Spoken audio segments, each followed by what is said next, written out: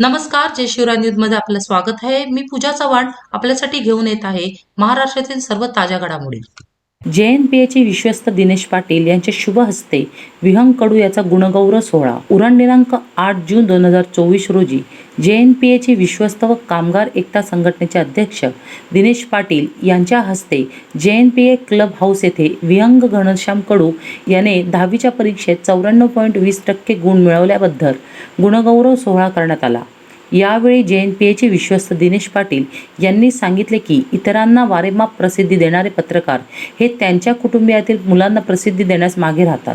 यासाठी JNPAचे चेअरमन यांच्या माध्यमातून पत्रकारांच्या मुलांचे लवकरच ज्यांनी अनेक क्षेत्रात प्रावीण्य मिळवलेले आहे त्यांचेही लवकरच गुणगौरव सोहळा करण्याचा मानस यावेळी त्यांनी आपले मनोगत व्यक्त करताना केले. नुकताच 10वीच्या परीक्षेत निकाल जाहीर झाला.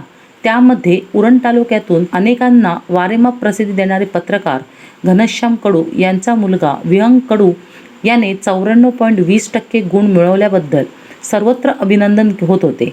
पत्रकारांच्या मुलाने 94.20% गुण मिळवल्याबद्दल JNPAचे विश्वस्त व JNPT कामगार एकता संघटनेचे अध्यक्ष दिनेश पाटील यांनी हा गुणगौरव सोहळा पार पाडला.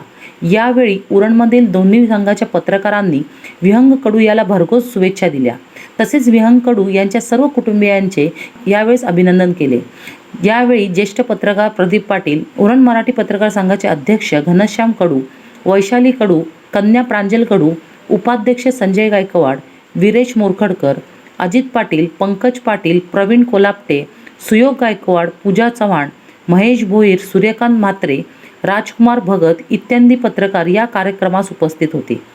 पत्रकारांच्या मुलांच्या यशाबद्दल प्रथमच JNPAचे विश्वस्त दिनेश पाटील यांनी दखल घेऊन सत्कार समारंभ व स्नेहभोजन कार्यक्रम आयोजित करून जो यशस्वीपणे पार पाडल्याबद्दल उपस्थित पत्रकारांनी धन्यवाद देऊन यापुढे असेच कार्यक्रमाचे आयोजन केल्यास आम्हाला व आमच्या मुलांना नक्कीच प्रोत्साहन मिळेल असा विश्वास पत्रकारांनी व्यक्त केला.